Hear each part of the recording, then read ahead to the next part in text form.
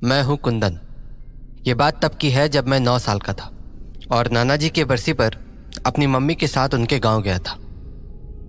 गांव पहुंचते ही मम्मी और नानी एक दूसरे से बातें करने लग गई और मैं मौका देख के घर के बाहर चला गया। उस गांव के बारे में मैंने अपनी मम्मी से बहुत सारी बातें सुनी थी, इसीलिए मुझे वो गांव देखने का बहुत मन था। पर सब कुछ बहुत अजीब सा था। दूर दूर तक एक आदमी दिखाई नहीं दे रहा था। ऐसा लग रहा था जैसे इस गांव में बस हमारा ही परिवार हो।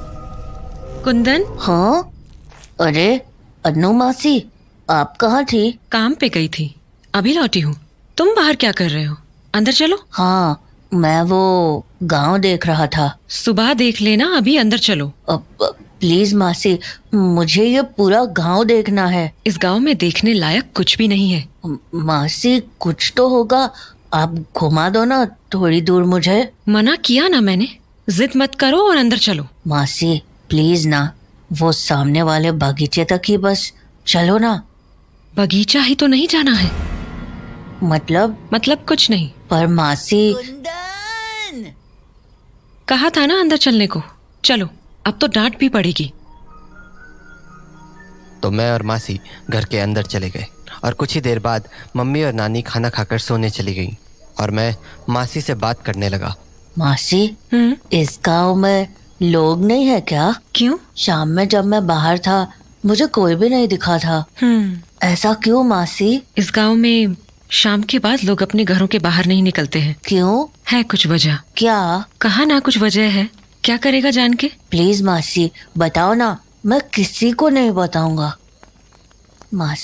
मासी बताओ ना, क्या वजह है? वजह बगीचा है। बगीचा? वो हमारे घर के पास वाला? उसका क्या मासी?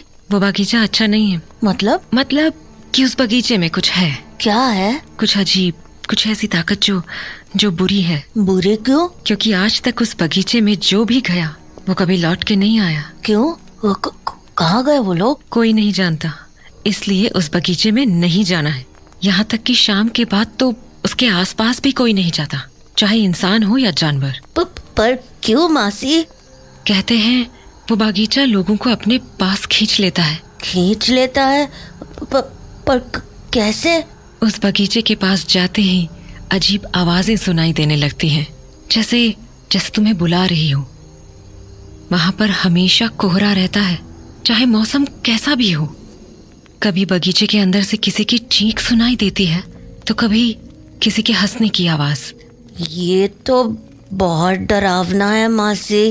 अजीब बात तो ये है कि इतनी डरावनी आवाजें सुनने के बाद भी इंसान उस बगीचे की ओर खिंचा चला जाता है। और एक बार किसी ने उस बगीचे के अंदर कदम रख दिया तो उसके बाद उसका लौटना मुश्किल है। इसलिए शाम के बाद कोई भी गांव वाला बगीचे की तरफ नहीं जाता और ना ही हम घर के बाहर निकलते हैं। पर मासी, ये सब बातें सच है क्या? ये कोई मजाक नहीं है कुंदन। पिछले साल ही 2 लोगों ने उस बगीचे में जाने की बेवकूफी की थी। फिर? वो लोग आज तक लापता हैं। पर मासी, वो बगीचा ऐसा क्यों है? मुझे ठीक से तो नहीं पता, पर बड़े बुजुर्ग कहते हैं कि कुछ साल पहले उस बगीचे में गांव के बहुत सारे लोगों ने एक साथ आत्महत्या कर ली थी। एक ही साथ? एक ही रात में लगभग पूरा गांव खत्म हो गया था। पर उन्होंने ऐसा क्यों किया मासी? कुछ साल पहले गांव में एक जमींदार हुआ करता था। उसने धोखे से सभी गांव वालों की जमीन पर कब्जा कर लिया था। गांव वालों ने उसके खिलाफ बहुत आवाज उठाई, कोर्ट कचहरी के चक्कर भी काटे, पर फिर भी कुछ नहीं हुआ। फिर क्या, गांव वालों के पास और कोई चारा नहीं बचा तो अंत में उन सब ने मिलकर उसी बगीचे में जाकर आत्महत्या कर ली। मासी, उस जमींदार का क्या हुआ? हाँ? रात हो गई है, हमें सो जाना चाहिए। पर मासी, उस जमींदार का क्या हुआ? पता नहीं। पर मासी। कहा ना पता नहीं। अब इस बारे में और बातें नहीं, रात बहुत हो चुकी है, जाओ जाकर सो जाओ। मासी, आप उस बगीचे में गए हो? पागल हो गए हो क्या? मैंने कहा ना उस बगीचे के आसपास कोई नहीं जाता। तुम अपना दिमाग कम लगाया करो, समझ गए? जाओ जाकर सो जाओ, रात बहुत हो गई है। मासी से बात करने के बाद मेरे दिमाग में उस बगीचे को लेकर और भी सवाल उठ रहे थे। मेरा मन अब भी उन बातों को मानने को तैयार नहीं था। इसीलिए उस रात जब सब लोग सो गए तो मैं अकेला ही उस बगीचे की तरफ निकल गया। वहां पहुंचने पर मुझे कुछ घर दिखे जो बिल्कुल बगीचे के सामने थे। उन घरों को देखकर ऐसा लग रहा था मानो वो कई दिनों से बंद पड़े हों। दरवाजों पर मकड़े के जाले लग चुके थे और लगभग पूरे घर की दीवार पर जंगली घास उग चुकी थी। पर फिर भी उन घरों के बाहर एक लालटेन लटकी हुई थी। मुझे यह देखकर थोड़ा अजीब लगा। मैंने सोचा भला इन घरों में लालटेन किसने जलाई होगी, यहाँ तो कोई रहता भी नहीं है। मैं उन घरों को देख ही रहा था कि तभी बगीचे का दरवाज़ा दीवार से टकरा गया और रात के सन्नाटे में वो आवाज़ पूरे गांव में गूंज गई। आवाज़ के शांत होने पर मेरा ध्यान बगीचे की ओर जाने वाले रास्ते पर गया। पूरे रास्ते में सूखे पत्ते बिखरे पड़े थे और घास इतनी बढ़ गई थी कि ज़मीन देख पाना मुश्किल था। और उस बगीचे के अंदर के पेड़ अंधेरे और कोहरे के बीच छुप से गए थे। मुझे ये बात भी अजीब लगी थी क्योंकि बगीचे के बाहर कोहरा बिल्कुल भी नहीं था। फिर मैंने सोचा हो सकता है पेड़ ज़्यादा होने के कारण बगीचे के अंदर कोहरा हो। मैं ये सब सोच ही रहा था कि मुझे बगीचे में से किसी के भागने की आवाज़ आई। पर जब मैंने बगीचे की ओर ध्यान से देखा तो मुझे वहाँ कोहरे के अलावा कुछ नहीं दिखा। मैंने उस बात को अपना वहम समझकर टाल दिया और बगीचे को करीब से देखने की सोचने लगा। पर तभी मुझे ऐसा लगा जैसे मेरे आसपास कोई खुसफुसा के बात कर रहा हो। मुझे बिल्कुल समझ नहीं आ रहा था कि वो आवाज़ें कहाँ से आ रही थी। धीरे धीरे वो आवाज़ें और भी तेज़ होने लगी। अब मुझे हल्का डर लगने लगा था। मैंने सोचा घर लौट जाता हूँ। पर तभी वो आवाज़ें किसी इंसान की आवाज़ में बदल गई और मेरा नाम पुकारने लगी।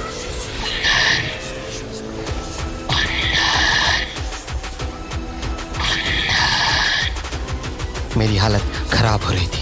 मैं वहाँ से भागना चाहता था पर मेरे पैर मानो जम से गए थे और धीरे धीरे करके वो आवाज़ें और भी तेज़ हो रही थी।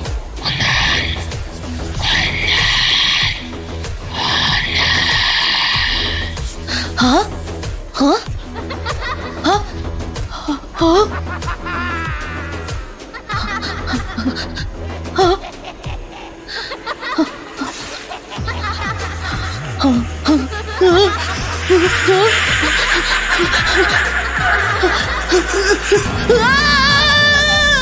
कुंदन, मासी, क्या कर रहे हो तुम यहाँ? पागल हो गई हो क्या? मासी, तुम्हें पता भी है ये कितनी खतरनाक जगह है? मासी, मैं वो खड़े खड़े मेरा मुंह क्या देख रहे हो? चलो यहाँ से। मासी, कहा ना यहाँ से चलो, जल्दी चलो।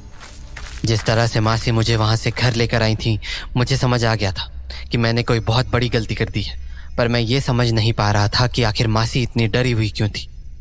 अगले दिन मासी और मम्मी को किसी काम से मार्केट जाना था तो वो मुझे नानी के पास छोड़ गए। मम्मी मासी को गए काफ़ी टाइम हो चुका था तो मैं खाना खाने के लिए किचन में जाकर नानी के पास बैठ गया। पर मैं अभी भी मासी की बताई बातों के बारे में सोच रहा था तो मुझे लगा क्यों ना नानी से ही सच पूछ लूं। नानी, क्या बगीचे में जाना मना क्यों है? मतलब? हाँ, बगीचे में कोई भी नहीं जाता ना। किसने कहा? वो मासी कह रही थी। ये सब फालतू चीजें हैं, समझा? इन बातों पर ध्यान मत दे। नहीं नानी, मासी कह रही थी वहाँ पर लोगों ने आत्महत्या कर ली थी किसी जमींदार के कारण। अरे क्या जमींदार के कारण? वो लोग कुछ काम वाम करते थे नहीं, खाने वाने को होता नहीं था तो मर गए भूखमरी से। इसमें जमींदार की क्या गलती? ओ, और जमींदार? क्या जमींदार? जमींदार का क्या हुआ? क्या मतलब क्या हुआ? कुछ नहीं हुआ, क्या होगा? मतलब वो कहाँ है अभी? कहाँ रहेगा? यही है, इसी गांव में। पर तू छोड़, तू नहीं समझेगा। क्या नहीं समझूंगा? बताओ ना नानी, कहाँ है वो जमींदार? अरे क्या करेगा जानकर, तुझे थोड़ी दिखेगा वो। हाँ, क्यों? क्यों नहीं दिखेगा? बस ऐसे ही। अब बातें मत कर और खाना खा। नानी, पर वो है कहाँ? बताओ ना। अरे यहीं तो बैठा है तेरे बगल में, तुझे ही देख रहा है। हाँ, मेरे बगल में? नानी क्या बोल रही हो? ओफो, मैंने पहले ही बोला था ना कि तुझे नहीं दिखेगा। अब ज्यादा सवाल मत कर। पर कहा ना, दिमाग मत लगा, चुपचाप खाना खा और सो जा जाके। हाँ। मुझे नानी की बातें अजीब लगने लगी थी, तो मैंने जल्दी से खाना खाया और खटिया पर जाकर लेट गया। पर मेरे दिमाग में अब भी नानी की कही बातें चल रही थी। मैं यही समझने की कोशिश कर रहा था कि आखिर नानी की बातों का मतलब क्या था, और वो ऐसा क्यों कह रही थी कि जमींदार मेरे बगल में ही बैठा था। इन्हीं बातों को सोचते हुए पता नहीं कब मेरी आंख लग गई। नींदों में मुझे कुछ आवाजें सुनाई दी, पर मैं समझ नहीं पा रहा था कि वो क्या कह रही हैं। पर तभी ऐसा लगा जैसे कोई मेरा नाम पुकार रहा है। कुंदन बेटा, पहचाना मुझे? हाँ?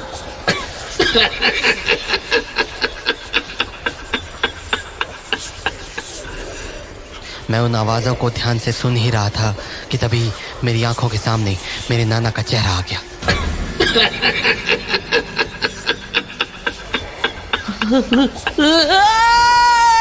और मैं चीख कर बिस्तर से उठ गया, और जैसे ही मैंने नजरें घुमाई तो देखा कि मेरी नानी मेरे खटिया के ठीक बगल में ही बैठी थी। क्या हो गया? बुरा सपना देखा क्या?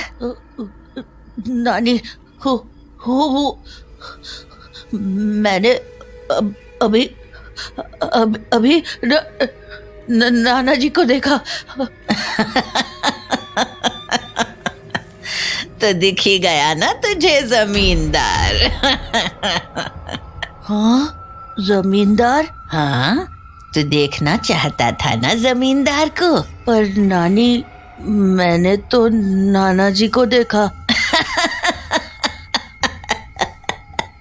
तू अभी भी नहीं समझा? हाँ। अरे जमींदार तेरे नाना ही तो थे।